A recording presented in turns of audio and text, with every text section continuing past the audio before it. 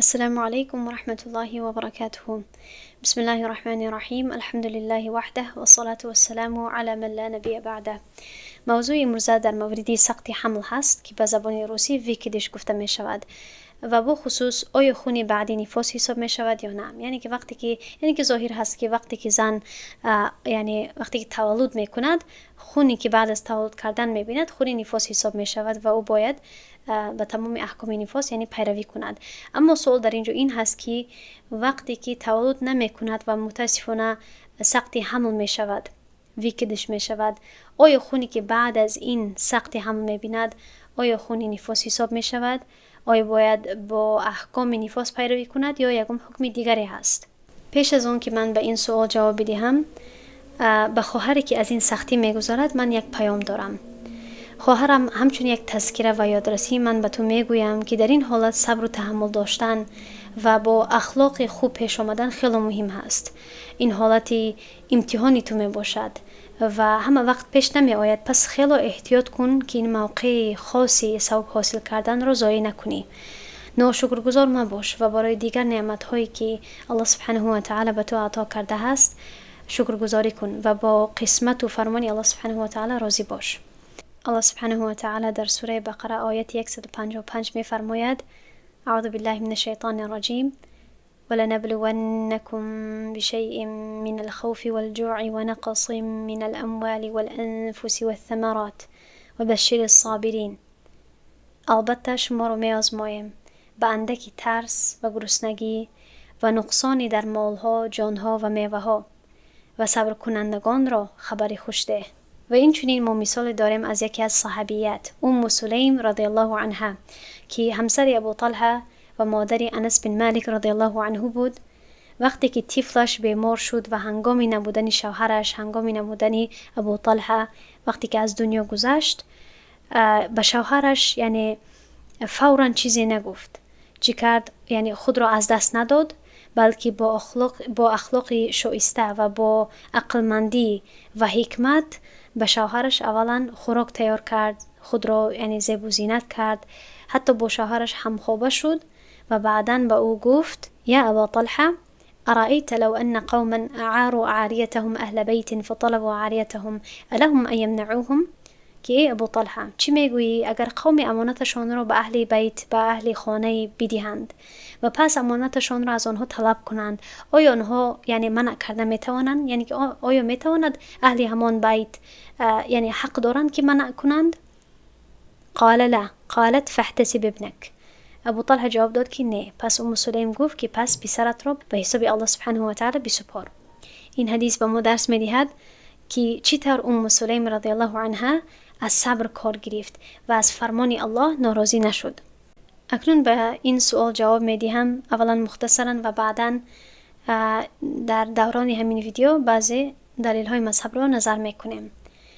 زنی که سقطی حمل کند، یعنی که کودکش افتاد، طفلش افتاد یا اینکه کودکش بغلطد، اگر جنینش مستبین الخلق باشد، و معنای مستبین الخلق این یک لفظ فقهی می باشد، فقهی عربی، که معنایش این هست که وقتی که جنینش اقلا یک عضو بدنش هم روشن شناخته شود. وقتی که این خیل باشد، خونی که بعد از سقطی حمل می بیند خونی نفاس حساب می شود و او باید به قانونهای نفاس رعایت کند. و قانونهای نفاس یعنی تفصیل دارد، اما با اختصار من در همین جا میگویم که یعنی چند نقطه ها رو بیان میکنم مختصرا. کسی که میخواهد که از تفصیلات حیض و نفاس و استحاضه با خبر شود، من توصیه میدهم که در کانال یک پلیلیست هست 6 درسی یعنی فقه حیض هست که آن را گوش کنید. اما مختصرا در اینجا میگویم که اولا نقطه اول این هست که حد اکثر مدت نفاس 40 روز هست که مطابق به 960 ساعت می باشد. یعنی که مخصوصا زنی که اولین بار تولد میکند یا مثلا اگر سقطی حمل کند و جنینش مستبین الخلق باشد، عضو بدنش یعنی شناخته شود، او باید چی کند؟ یعنی خونی که بعد از این میبینه نفاس شمار کند و نفاس میتواند که تا 40 روز دوام کند. یعنی حتمی نیست که تا 40 روز دوام کند، اما میتواند که تا 40 روز دوام کند. این حدی اکثرش هست، مکسیموم هست. دوم نقطه این هست که حدی اقل مدت نفاس وجود ندارد، حتی میتواند که برای 1 ساعت هم باشد.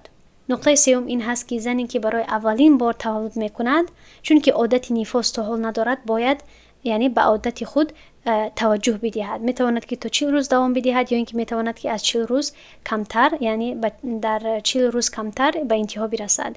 و آخرین نقطه این هست که زنی که الکی پیش از این بار حامله شده است، باید عادت نفاسی قبلی خود را به نظر گرفته طبق همان عادت به نفاس خود توجه بدهد. مثلا اگر بار قبلی 18 روز نفاس دیده باشد، این بار هم احتمال دارد که با همان مقدار نفاس ببیند، اما این احتمال هم هست که میتواند کم و بیشتر شود. این وقتی هست که جنین یعنی مستبین الخلق باشد، یعنی که عضوش شناخته شود، یعنی اینقدر کلان شده باشد.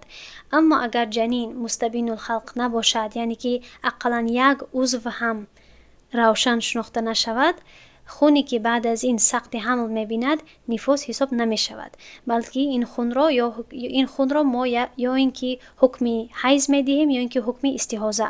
وقتی که دو قاعده حیض را اگر پورا کند، ما این خون را خونی حیض شمار میکنیم. و این دو قاعده چیست؟ یکمش این هست که باید این خون تا 3 روز دوام کند، 3 روز یا بیشتر دوام کند، نمیتواند که از 3 روز کمتر باشد. و دوم شرط این هست که بعد از یعنی این خون که بعد از سقط حمل میبیند، باید پیش از این سقط حمل اقلا برای مدتی 15 روز طهور کامل باشد، یعنی که از خون تازه باشد برای مدتی 15 روز. چون که یعنی عموما ظاهر هست که وقتی که زن حامله می باشد، یعنی زیادی وقت عموما خون روی ندارد.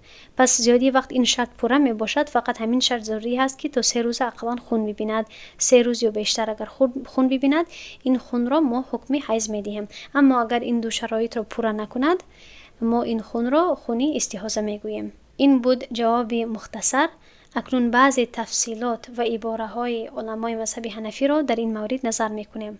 این هست کتاب الاصل للامام محمد بن الحسن الشیبانی، یعنی کتاب فقه و فتوای امام محمد الشیبانی هست رحمه الله، که شاگردی امام اعظم امام ابو حنیفه النعمان می باشد. در اینجا این جلد اول هست، در صحیفه 296 یک عباره آمده است در مورد سقط یا اینکه سقط حمل، چنانه که در اینجا میبینید 296 کتاب الاصل للامام الشیبانی میگوید: قلت أرأيت السقط إذا استبان خلقه هل يكون بمنزلة الولد وتكون المرأة فيه بمنزلة النفساء؟ قال نعم. یعنی که امام محمد از امام ابو حنیفه یعنی میپرسد، میگوید که من گفتم شما چی میگوید در مورد جنین افتاده که عضوش شناخته شود؟ آیا این جنین را ما طفل حساب کرده و این زن را ما نفسا حساب میکنیم؟ و امام ابو حنیفه جواب میدهد که بله، که وقتی که عضو بدن جنین یعنی مستبین باشد، یعنی که شناخته شود، خونی که بعد از این سقط زن میبیند خونی نفاس حساب میشود. و این چنین در جلد 4 کتاب الاصل در اینجا چنانی که میبینید، یعنی این هم عباره کتاب الاصل می باشد در صحیفه 400: و كل سقط ما لم يستبن خلقه فليس ذلك بسقط ولا تنقضي به العدة ولا تبين به المرأة من زوجها. یعنی که هر جنینی که خلقش یعنی که عضوش شناخته نشود، آن جنین رو در اصل طفل شمار نمی کنیم، طفل حساب نمی کنیم. و این چنین عدت زنی که طلاق شده باشد نمی گذرد، یعنی که حامله و وضع حمل حساب نمی شود، و این چنین زن هم از شوهرش پورا جدا نمی شود. این دو نقطه آخری که در اینجا ذکر شده هست، این در مورد یعنی بحثی ما نیست، اما از این عباره هم ما چی گرفته می توانیم که هر سقط حملی که هر جنینی که خلقیتش عضوش شناخته نشود، در اصل ما این جنین را طفل حساب نمی کنیم. و این در مورد طلاق هست که عموما زنی که حامله باشد وقتی که طلاق داده شود، عدتش در حالتی یا در وقت وضع حمل به انتها می رسد، وقتی که یعنی تولد کند. اما چون که سقط حمل کند، وقتی که سقط حمل کند، این اصلا حامله حساب نمی شود و جنینش هم کودک حساب نمی شود، چون که خیلی معده هست، تا حال یعنی یک پاره گوشت حساب می شود. پس این عباره هم موجود هست. و دیگر در اینجا کتاب المبسوط هست که از امام سرخسی می باشد، در صحیفه 214 در موردی سقط میگوید چنانه که در اینجا میبینید فاما اذا اسقطت سقطا فإن كان قد استبان شيء من خلقه فهي نفساء فيما ترى من الدم بعد ذلك وإن لم يستبن شيء من خلقه فلا نفاس لها ولكن إن أمكن جعل المرء من الدم حيضا يجعل حيضا وإن لم يمكن بأن لم يتقدمه طهر تام فهو استحاضة.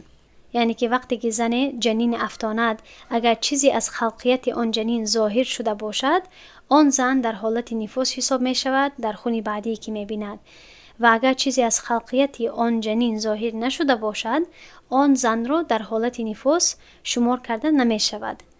و بعدا می گوید که پس اگر ممکن باشد که خونروی که می بیند اگر ممکن باشد که آن را حیض حساب کنیم آن را حیض حساب یعنی میکنیم حیض حساب می شود و اگر چنین امکانیت نباشد چون که مثلا پیش از آن طهری کامل نباشد آن خون استحاضه حساب می شود. و بعدا در اینجا بعض تفصیلات هست در موردی که وقتی که خون نفاس حساب نشود ما چی طور یعنی از چی علامت ها می توانیم که این خون را یا اینکه خون حیض یا اینکه خون استحاضه قرار بدهیم در این مورد تفصیلات هست. من این رو یعنی نمیگویم کسانی که میدونن در اینجا خوانده میتوانند. و این چنین کتاب ذخر المتأهلین والنساء فی تعریف الاطهار والدماء در اینجا از امام برگوی در اینجا هم عباره می باشد در صحیفه 73 امام برگوی در مسائل حیض و نفاس و استحاضه یعنی متخصص هست و فتوا میدهد. پس کتابش رو نظر میکنیم که در اینجا یعنی عباره از اینجا سر می شود و سقط این استبان بعض خلقه که شعری و ظفری فولد و الا فلا. یعنی که در مورد سقط یعنی که سقط هر سه یعنی لغات می آید هر سه یعنی طرزی گفتن حرکت ها درست هست. سقط یعنی که کودکی که افتاد جنینی که افتاد اگر بعض خلقیتش بعض عضوهایش شناخته شود مثلا موی سرش یا اینکه ناخونش پس ما یعنی در حقیقت از جهت شریعت این جنین رو یعنی طفل حساب میکنیم یعنی انسان حساب کرده یعنی جنازه داده می شود و غیره. و اگر نه یعنی که اگر نه یک لخت خون حساب می شود چون که تا حال یعنی خلقش پوره نشده است تا حال روح دمیده نشده است. و بعدا میگوید که ولکن ما رأته من الدم حیض ان بلغ نصابا متقدمه طهر تام و الا فاستحاضة. و بعدا در موردی یعنی این خون را کدام خون باید حساب کرده شود میگوید که و یعنی مگر آن خونی که میبیند یعنی آن خون رو حیض حساب میکنیم اگر نصاب حیض رو برسد یعنی دو قاعده هایی که من به شما فهموندم اگر آن دو قاعده ها را پورا کند خون حیض حساب میکنیم و اگر نه یعنی و اگر نه استحاضه حساب میکنیم. تا اینجا حکم خیلی روشن هست. وقتی که زن سقط حمل میکند باید معین کند که جنینش یکم عضوی بدنش شناخته میشود یا اینکه نه. اگر شناخته شود زن خونی که بعد از این سقط میبیند نفاس شمار کرده احکام نفاس رو یعنی به جای می آورد پیروی میکند. اما اگر این طور نباشد اگر جنینش عضوی روشن نداشته باشد لخت خون باشد یا اینکه پاره گوشت باشد خونی که بعد از سقط میبیند خون نفاس حساب نمی کند یا اینکه حیض یا اینکه استحاضه حساب میکند. اکنون بحث در اینجا هست که عموما عضوهای جنین کی ظاهر میشوند. جواب چنین هست که علمای قدیم می گفتند در فتواهای خود که عموما در 4 ماهگی عضوهای جنین ظاهر می شود و عموما می گفتند که یعنی پیش از 4 ماهگی اگر زنی سقط حمل کند یعنی خونی که می بیند نفاس شمار نمی کند و بعد از 4 ماهگی وقتی که سقط حمل کند خونی که بیند بعد آن وقت خونی که می بیند خون رو یعنی نفاس حساب می کند. این بود فتوای علمای قدیم. اما علمای معاصر این فتوا رو میدهند که حتی از یعنی که علاقه از 7 تا 8 هفتگی بعض عضوهای جنین ظاهر می شود و یعنی تفصیلات در این مورد چنین هست. الله سبحانه و تعالی در سوره مؤمنون یعنی می فرماید از آیه 14 اگر نظر کنیم از اینجا اعوذ بالله من الشیطان الرجیم ثم خلقنا النطفة علقة فخلقنا العلقة مضغة فخلقنا المضغة عظاما فكسونا العظام لحما ثم أنشأناه خلقا آخر فتبارك الله أحسن الخالقين. سپس از آن نطفه لخت خون آفریدیم و از آن لخت خون پاره گوشته و از آن پاره گوشت استخوان آفریدیم و استخوان‌ها را به گوشت پوشانیدیم. بعد از آن بار دیگر او را به آفرینش دیگری آفریدیم. پس پربرکت و بزرگوار است اللهی که بهترین آفرینندگان است. در این آیت 4 مرحله های حامله‌داری ذکر می شود. نطفه یعنی که وقتی که سپرم جای به جای می شود، علقه یعنی که لخت خون بودن، مضغه یعنی که پاره گوشت بودن، تا اینکه دمیدن روح شود، روح دمیده شود، یعنی که و جنین خلق آخر شود، یعنی که پره خلق شود. و چون که مرحله نطفه، علقه، مضغه هر یک کدامش 40 روز را در بر میگیرد، جمعاً 120 روز یعنی که 4 ماه میگذرد تا اینکه خلق جنین به کمال برسد. پس علمای اول حتی در مذهب حنفی هم یعنی وقتی که فتوا میدادن از سبب همین آیه، یعنی میگفتن که زنی که پیش از 4 ماهگی اگر سقط حمل کند خون را نفاس حساب نمی کند و بعد از 4 ماهگی خون را نفاس حساب می کند. اما با پیشروی آلات طبی این مدت فتوا کمی دیگر شده است. الان با واسطه آلات طبی دکتران یعنی این رو معین کردند که حتی از 7 تا 8 هفتگی که تقریبا 2 ماه می شود جنین الکی بعضی عضوهایش نمایان می شود. بنابراین ما باید وقتی نمایان شدن عضوها رو به نظر بگیریم که تقریبا در 2 ماهگی می باشد و چندین علمای معاصرین هم همین فتوا را دادند. در اینجا کتاب المحیط البرهانی هست که از امام ابن ماجه البخاری می باشد که در سال 616 وفاتش بود، از بخارا هست و در این کتابش درباره سقط جنین میگوید که لانه بلغنا، یعنی قال امام محمد رو ذکر میکنه در اینجا که لانه بلغنا انه يكون نطفه 40 يوما ثم علقه 40 يوما ثم مضغه 40 يوما فاذا اسقطت. خب اینش یعنی در موضوع ما نیست، اما اولا میگوید که امام محمد گفت که به ما رسید این گپ، یعنی این فتوا به ما رسید که هر مرحله نطفه، علقه، مضغه 40 روز را در بر میگیرد. پس جمعاً 120 روز باید بگذرد تا اینکه عضو جنین ظاهر شود. و بعداً میگوید که قال محمد، امام محمد گفت والاربعه الاشهر وجبت عندي في السقط الذي استبان خلقه مثل 6 الاشهر في الولد التام. یعنی امام محمد میگوید که در نزد من 4 ماه یعنی لازمی هست تا اینکه کودکی که افتاد عضوش ظاهر شود، چنانی که 6 ماه یعنی ضروری هست، لازمی هست برای کودکی که پورا تا کمال برسد.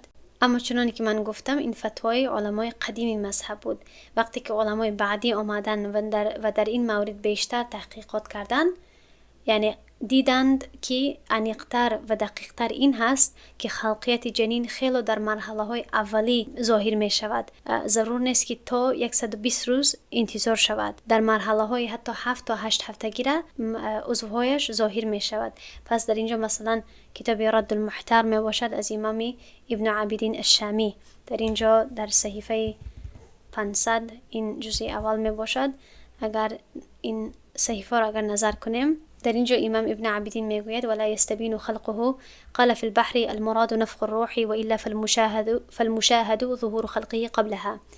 یعنی که اولا قول امام ابن نجیم رو می آورد از البحر الرائق کتابش و میگوید که امام ابن نجیم وقتی که گفته که خلقیت جنین پیش از 120 روز ظاهر نمی شود، مرادی این امام این بود که نفخ روح یعنی که دمیدن روح پیش از 120 روز نمی شود. اما اگر ما در موردی ظاهر شدن خلقیتش اگر گپ زنیم، خلقیتش خیلی پیش از این ظاهر می شود. و بعدا می گوید که وقد وجهه في البدائع و غیرها بانه يكون 40 يوما نطفه و 40 علقه و 40 مضغه. یعنی میفهماند که یعنی مؤلف البدائع که امام کاسانی می باشد سببی 120 روز رو فهماندک و گفته که این برای آن هست که مرحله نطفه 40 روز را در بر میگیرد و این چنین مرحله علقه و مضغه. و بعدا ظاهرا میگوید که وقدروا تلك المدة ب 120 يوما که علمای اولین یا علمای قدیم یعنی ظاهر شدن عضوهای جنین را با 120 روز قرار دادن، حساب کردن. و بعدا میگوید که اقول من میگویم این المشاهده ظهور خلقه قبل هذه المده. چیزی که ما یعنی تحقیقاتی که ما پیش بردیم از طریق آن تحقیقات ما این را یعنی ظاهر کردیم، این را ما یعنی مشاهده کردیم که خلقیت جنین پیش از این مدت، خیلی پیش از این مدت ظاهر می شود. وهو موافق لما في بعض روايات الصحيح إذا مر بالنطفة 42 ليلة بعث الله إليها ملكا فصورها وخلق سمعها وبصرها وجلدها، وأيضا هو موافق لما ذكره الأطباء. و میگوید که و این تحقیقاتی که ما اکنون یعنی به آن فتوا میدهیم که خلقیت جنین خیلی پیش ظاهر می شود، این به موافق آن حدیثانی هست، آن حدیثانی صحیح هست که یعنی متن حدیث چنین هست که وقتی که از مرحله نطفه 42 روز که بگذرد، الله سبحانه و تعالی به طرف جنین یک فرشته را روان می کند که سبب می شود که یعنی صورت او را خلق می کند، یعنی که گوشهایش را خلق می کند، چشمهایش را و این چنین پوستش را. و میگوید که و این چنین این با موافق آن چیزی هست که طبیب ها ذکر کردن، دکترها ذکر کردن. پس امام ابن عابدین وضاحت در اینجا میدهد، میگوید که 120 روز یعنی وقتی که علما 120 روز گفتن، آنها وقتی دمیدن روح را در نظر گرفتن، نه وقتی که خلقیت ظاهر می شود. خلقیت در مرحله های خیلی اولی ظاهر می شود که چنانکه که من گفتم، یعنی با واسطه آلات طبی علمان معاصر میگویند که خلقیت جنین الکی در 7 هفتگی یا 8 هفتگی ظاهر می شود که مطابق به 2 ماه می باشد. در اینجا کتاب فتح القدیر هست از امام الکمال ابن الهمام رحمه الله که در سال 861 وفاتش بود. و در اینجا در صحیفه 379 یک عباره هست. اولا قول آن علمانی که 120 روز گفته بودن آن را ذکر میکند، میگوید که قالو یعنی که آنها گفتند ولا یکون ذلك الا بعد 120 یوما، که یعنی خلق جنین تا 120 روز ظاهر نمی شود. و میفهماند که و هذا يقتضي انهم ارادوا بتخليق نفخ الروح والا فهو غلط لأن التخليق يتحقق بالمشاهدة قبل هذه المدة.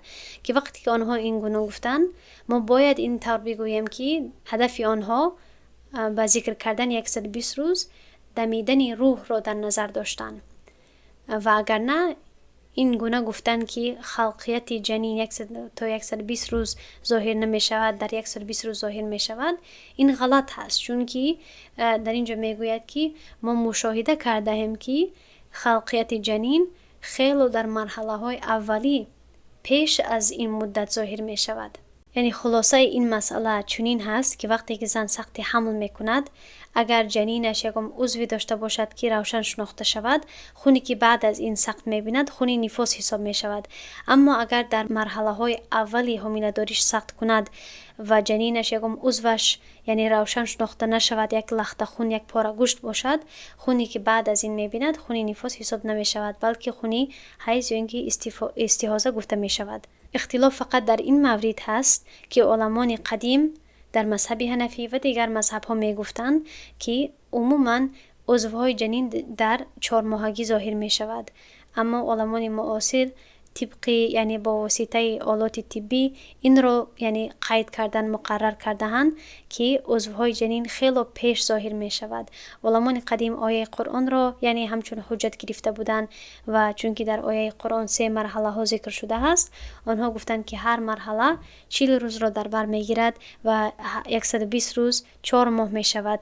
این خیلی آنها یعنی حجت گرفتن از این چیز دلیل گرفته بودند. اما علمای معاصرین میگویند که آیه قرآن به دمیدن روح اشاره میکند، نه اینکه به ظاهر شدن عضوها، چون که ظاهر شدن عضوها در مرحله های خیلی پیش، خیلی اولین ظاهر میشوند. والله سبحانه و تعالی اعلم و علمه اتم و احکم. السلام علیکم و رحمت الله و برکاته.